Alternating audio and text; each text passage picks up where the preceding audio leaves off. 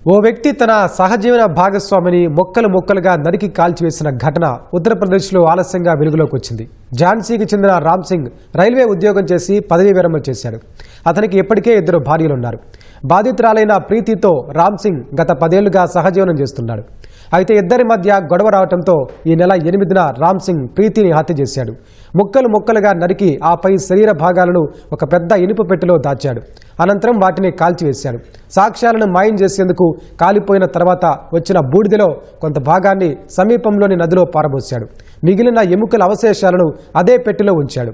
ఈ క్రమంలో శనివారం రాత్రి ఆ పెట్టెను తన 2వ భార్య ఇంటికి తరలించేందుకు ఒక లోడర్ వాహనాన్ని రామ్ సింగ్ అద్దెకు తీసుకున్నాడు. ఆ పెట్టె నుంచి దుర్వాసన రావడాన్ని గమనించిన డ్రైవర్ అనుమానం వచ్చి పోలీసులకు ఫిర్యాదు చేశాడు. దీంతో ఈ కిరాతకం వెలుగులోకి వచ్చింది.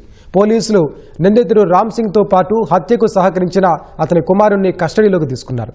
గత కొంతకాలంగా రామ్ సింగ్ను ప్రీతి డబ్బుల కోసం వేధించేదని, ఆ కారణంతోనే రామ్ సింగ్ హత్య చేసినట్లు దర్యాప్తులో తేలిందని పోలీసులు తెలిపారు.